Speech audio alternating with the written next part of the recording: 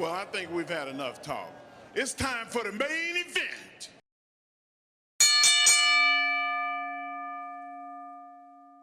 Shut up and sit down. Good evening, everyone. Welcome back once again to Vicious Rants. And of course, I am your host, Mr. Main Event himself, the often imitated, never duplicated superstar Tim Vicious. And we are going to go over Clash at the Castle. It was in Glasgow, Scotland, and good God almighty. I said, Scotland? Listen, this is coming from a good old Irish boy. Scotland, y'all delivered. I love you. I love you. I don't care what anyone says. I love the Celts. Now, I said this before at the last Clash of the Castle. Honestly, I feel like the Clash at the Castle show itself could be a yearly traditional thing for WWE to do. I know some people have been saying on and off they should do a WrestleMania over there, and I know at the first Clash of the Castle you had the John Cena tease saying, well, we should have WrestleMania here, this, that, and the other stuff. But honestly, I feel like Clash at the Castle, just as a standalone show, could be a standalone week-long event just there in the UK. Whether it's in England or Scotland, hell, give the next Clash at the Castle in Ireland. Just throwing it out there. But either way, I will say this. It was a hell of a show, a 5-card show, and I gotta say this also, since Triple H has been, well, pardon the old school wrestling term, but ever since Triple H has been given the pencil and is head of creative, doing these having less matches on the card and giving the matches themselves more time, it's an improvement. Definitely. It's definitely an improvement from the VKM era, I will say that. In the sense of, it doesn't feel like it's such a burden having to watch 3, almost 4-hour pay-per-view and trying to squeeze in 6, maybe 7 matches. And it's just, wow, these matches actually are telling a damn good story. So, enough with the prattling on about that. Now, before I go and get into the show itself, do want to emphasize again, I am running a contest. If you subscribe to my YouTube channel and tag a snapshot showing that you subscribed, show me you did on my Twitter at Tim Vicious. If I hit 300 before SummerSlam, folks, we got Money in the Bank coming up in a couple weeks, and that's July. We got SummerSlam in August. If we get 300 before SummerSlam, I will personally, out of my own pocket, buy you a Vicious Rant shirt of your choice. It could be a Vicious Rant's tank like you see me wearing now if you're watching the video. It could be a Vicious Rant's t-shirt. It could be a onesie. It could be a toddler tee. It could be a woman's tee. It could be a long sleeve. Whichever shirt you want. I will pay for it. I will send it out to you. All you got to do, sub to the channel, show some support. It costs $0 to enter this, and you're helping out. So, who wouldn't want a free t-shirt? So with that said, now let's get into the show. Clash at the Castle in Glasgow. It starts out with Uncle Alan himself, AJ Styles, going up against the reigning, defending, undisputed WWE Universal Heavyweight Champion, Cody Rhodes, in a I Quit match. And man, I gotta tell you, really fast back and forth at the start. Cody, he was leading the pace. And at one point, Cody, he got busted open, and they did not steer away from the blood. It wasn't like, oh, we got blood. Okay, back away, and have the camera pan away from them until they can wash it off. No. In fact, they showed it, and it wasn't like the proverbial crimson mask kind of getting covered in blood. It was like the right kind of cut above the eye, the kind that bleeds, and it poured over them, and it gave it the dramatic effect. And everyone made this joke about Cody and AEW, including yours truly, that Cody was a stickler for consistently bleeding, and he did a lot there, but I'll say this. When it happens and it counts, man, it's an extra layer. It's like a cherry on top. And a good example on that, I want you to think back to the Stone Cold Bret Hart submission match. If Austin didn't get busted open in that match, that storytelling would not have been half as good as it was. So, it was, trying to think the right way to, AJ, he wound up bleeding the pace right after Cody wound up getting busted open, and he was just leading and dictating the pace from that point forward in the match. And at one point wound up teasing Cody's mom, who was ringside, Mama Rhodes. And listen, when I get the chance, I'll listen to podcasts outside of the main event networks because, I like to keep an open repertoire. And I'll say this, from what I've heard about Mama Rhodes, she is not a woman you want to mess with. Especially if Cody's saying she beat up an undercover cop at a Willie Nelson concert. Like, okay. Yeah, but AJ, he was teasing and taunting her, and then next thing you know, Mama Rhodes just straight up, boom, slapped AJ across the face, not once, but twice. Slapped AJ, and then after that, Cody, he wound up picking up some offense, and then started building up a comeback. But at one point, AJ wound up actually handcuffing Cody. It wasn't like normal prisoner handcuffs where it was super close together. It was those really long ones. Like the kind they use for like people that have like arthritis in their shoulders or their arms and they can't pull their hands really close together. Those kind. But Cody wound up eventually working his hands over to where they were in front of him as opposed to behind him. Took AJ out and then wound up miraculously finding the key because, well, to quote Jim Cornette, well, goddamn, can't go around planting handcuffs without having a motherfucking handcuff key, motherfucker. Yeah. But Cody wound up getting the handcuff key, undid himself, popped AJ with the handcuffs. Cody won the match, and on how he won the match, it was actually, I thought it was pretty clever. He handcuffed AJ to the ropes, and then once AJ realized, he was like, oh shit. And then Cody just grabbed a chair and wham! Waffled him with it like crazy on there. And then next thing after that, it was like, do you give up, AJ? You give up? You give up? Screw you, Cody Rhodes. So then Cody then goes, grabs the metal stairs, brings it in, holds it over him, ready to go and drill it into AJ. And AJ just sees it. Whoa, wait.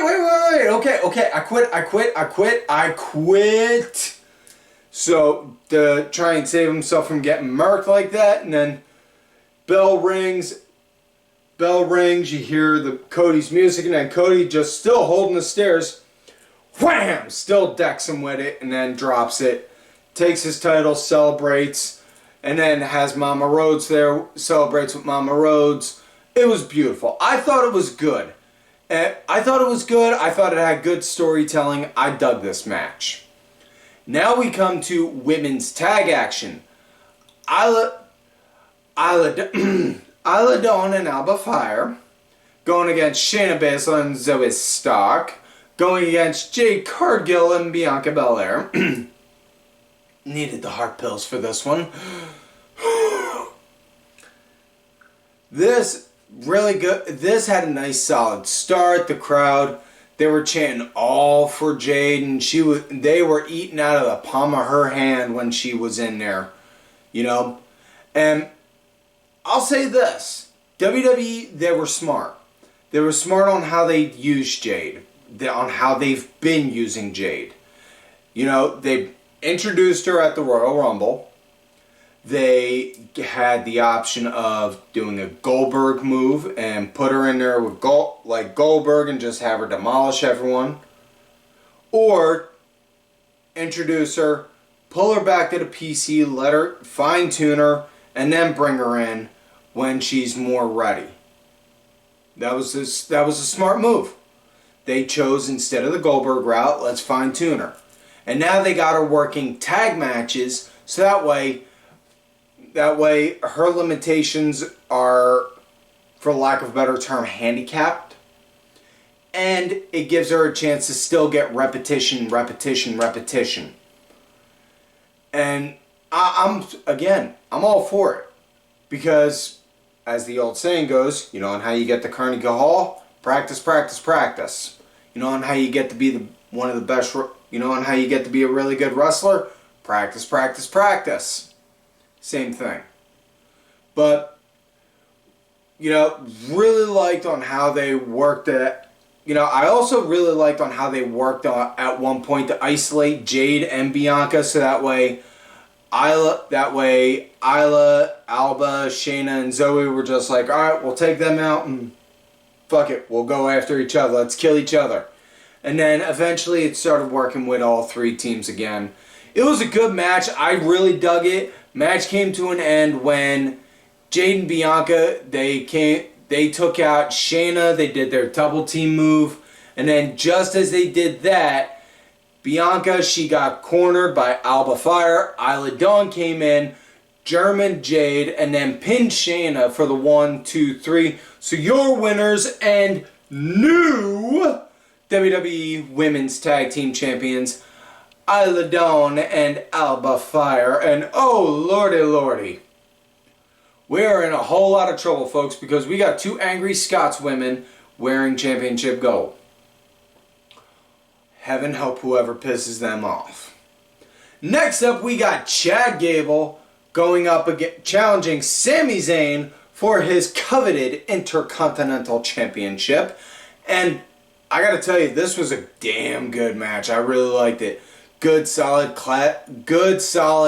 mat work, or not mat work, wrong choice of word. Solid classic wrestling kind of styled work to start with. Really liked it. Gable, he was leading the pace, and I thought it was good. I thought it had really great storytelling. This was definitely the most grounded wrestling match, I would say. Like, it had the most actual, like, classic traditional wrestling kind of stuff, like old school grandpa graps. Excuse me. Now there were some shenanigans in it at one point, like Chad wound up going outside the ring, grabbing the title, looking at it like he's admiring it, like, soon baby, soon you'll be mine. Handed it to Maxine, and then started working on Sammy a little, and then threw Sammy up against the rope, distracted the ref, all the while he's arguing with the ref, throwing hand signs at Maxine like, do it now. And Maxine's just like, no, I'm not gonna. And then Chad just straight up loses it, starts ripping into her, yelling at her, chastising her, this, that, and the other, and Otis, a man amongst men, stands up for the woman. You don't get to talk like that. And then again, action ensues. There's some rigmarole, shenanigans going on outside. And then Sammy winds up throwing Chad. Chad lands into Maxine, who's wearing an air cast on her right ankle. He winds up clipping that, and then Otis sees that, and then Otis just, it's like a flip switch, and he just had that look like, You did not just lay hands on my girl, you motherfucker. Oh, you motherfucker. You want to die.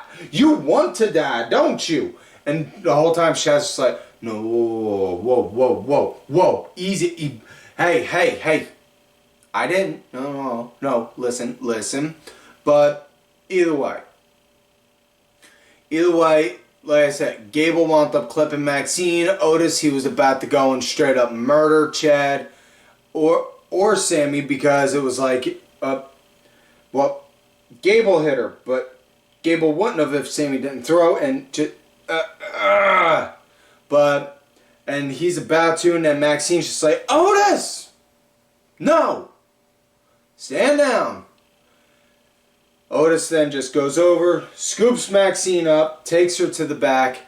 The whole time, Gable's yelling at him, where are you going? What's wrong with you? Stick to the plan. And then next thing you know, boom, gets popped with the haluva kick for the 1, 2, 3. Your winner and still Intercontinental Champion, Sami Zayn.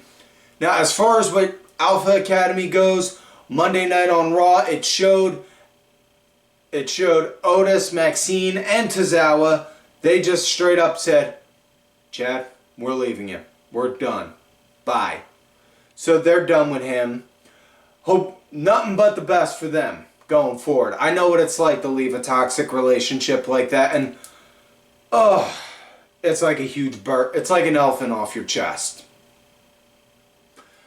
And then Chad, he's saying, you know what, I need to go and do bigger. I need to go do better. I need to win Money in the Bank and become world champion. And Chad Gable has a Money in the Bank qualifying match coming up next week, which we will talk about then. And whereas for Sammy came out, talked about on how he interjected because he knows what it was like firsthand being in the bloodline, having to go through all that. He didn't want to see Otis, Maxine, or Tozawa go through all that himself. But now that that's all behind him, he's looking to move forward and prove that he is a worthy Intercontinental Champion. Then out came the big bad booty nephew, Braun Breaker, going and saying he wants Sammy. And then Sheamus came out and Jimmy straight up said, whoa. Hold on, kid. I've been chasing that title for a long while now. That's the one championship that's eluded me. I want it. I want first dibs. Them two started to have a bit of a match, and then it got thrown out because of Ludwig Kaiser. So, I'm not quite sure where we're going with that one just yet. But either way. Next up, we have Piper Niven going against Bayley. Sorry, Freudian slip. And Piper, she got a pretty decent hometown crowd welcome. And I was actually and I gotta say, I was impressed with that. Now, Piper, she was leading at the start and then Chelsea actually wound up getting kicked out at one point because she got on the apron, was yelling at the ref, and actually put her hands on him like, no, you're wrong. And then the ref's just looking like, did you just put your hands on me? What? And then when he kicked her out, the whole time she's yelling, I'm sorry, it was an accident. Listen, I'm not quite sure if the kids use this term still, but Chelsea Green understands the assignment. She understands her assignment and she shows up for it each and every week. There is no denying that. Now, Bayley, man, she was fighting from the ground up, but it was a good match. I thought it was a good match.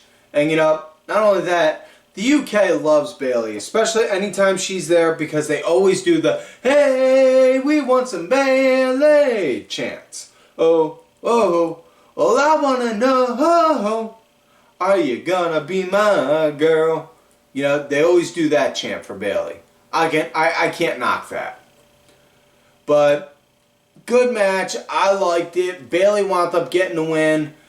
What it was, Piper, she had Bayley up, tried to go for the crucifix driver. Bailey then countered it into a crucifix pin, and that just had a big when Bailey did that, man, I don't know if they set that up intentionally or not, but if you got Peacock, go and check that out, because that thud when Piper hit the ground, man, that sounded almost kind of like a shotgun blast, or like a 50-pound block just dropping to the ground, like, oh, damn. But Bailey got the win, 1, 2, 3, so your winner, and still WWE Women's Champion Bailey. So now we come to main event of the night. The Scottish Warrior, the hometown boy himself, only a half hour away from Glasgow, Drew McIntyre, going up against El Champion Damian Priest. And nice, good, solid start. Like the action that the guys were delivering, and I gotta tell you, like, I've gone over this time and time again, but I will say it until I'm blue in the face, and even then, I'll still probably say it. My favorite kind of wrestling to watch, you would think, is like hardcore or ultra-violent, and while that is fun to watch, that's not my favorite. My favorite is seeing when you see the two big giant guys like this that are actually athletic and can work. You know, not like just two big guys that look like the LJN figures and you're smashing them against each other. No, when you got two big dudes that are like 6'6", 6'8", or whatever, and can actually move around like they're maybe 210 or 220, and it's just like, damn, these guys can work. Holy hell. That's my favorite kind to see, because I actually like seeing that. That's just me, though. You know, we all got our own different kinds of wrestling we like to watch. And I'm not going to knock you.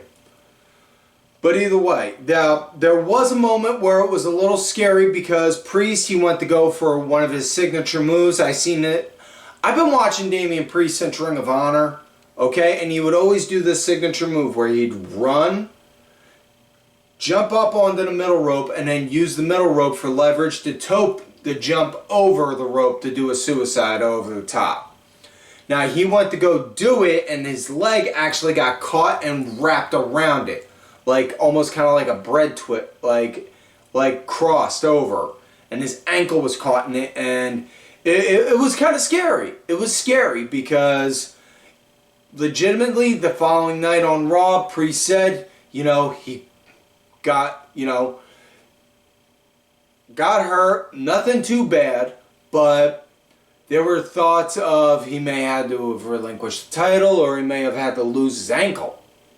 But, because you could see him afterwards, after that happened, he was like stomping his foot, like boom, boom, boom, checking to make sure he got feeling in it, he can move it, he had mobility, but he was able to work the rest of the match. He didn't have any kind of problems.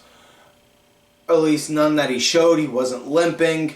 But it was scary to see.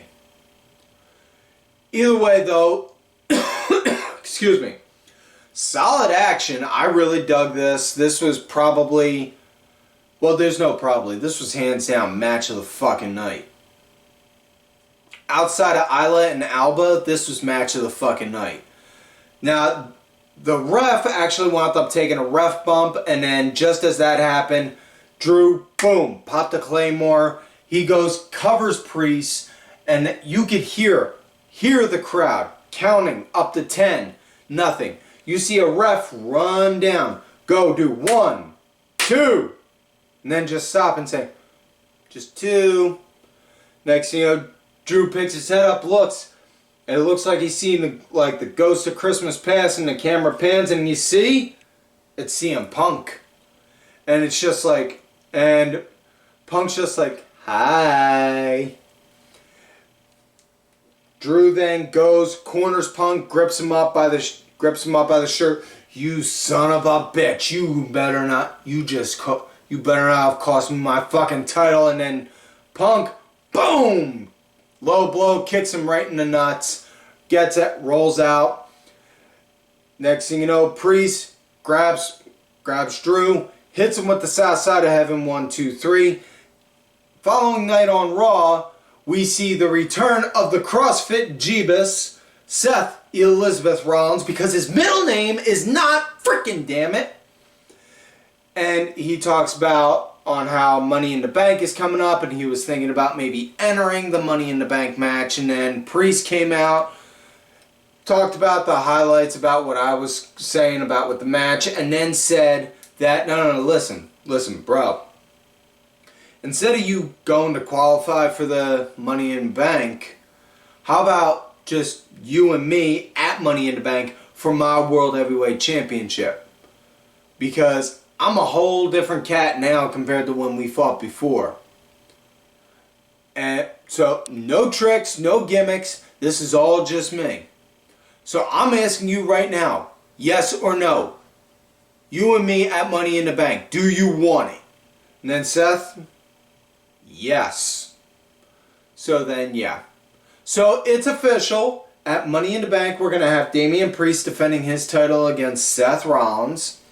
Now, whereas for Drew, the following night on Raw, he came out, addressed the crowd, and was like, yeah. I can't do this. I quit. And then just dropped the mic and walked out. He got in the back. You see him getting in Hunter's face and Gorilla saying, no, that's it. I'm done. I'm not doing this no more. I freaking quit. And then you see Adam Pearce trying to talk to him. Drew, he deactivated all of his socials. So where this leads to from here, honestly, I don't know. I know WWE is doing a partnership deal with TNA. They had Tatum Paxley at the TNA Hard to Kill pay-per-view, much like they had Jordan Grace at NXT Battleground. But honestly, I would not mind seeing if Drew wound up working TNA for a small bit. And,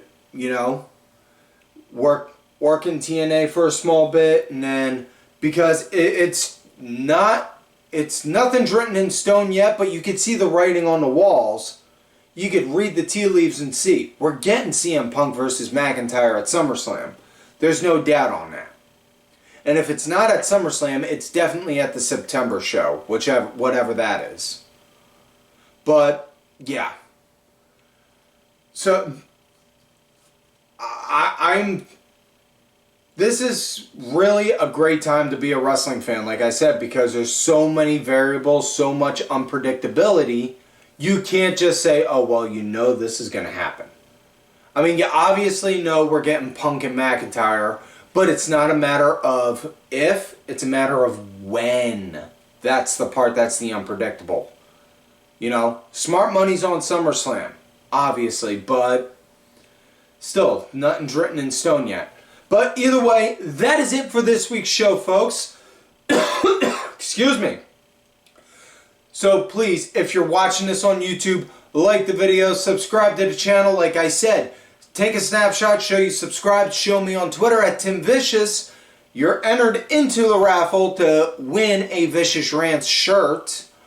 And if you're listening to this on the RSS feed, exclusively on Spotify, check us out. Leave us a 5-star review if you feel we've deserved it. Please subscribe to the channel on there as well. And folks, thank you to contributor of the show, LFC Lingerie Fighting Championship. There are a little bit of wrestling, a little bit of MMA, and a whole lot of attractive women wearing a little bit of nothing. Thank you.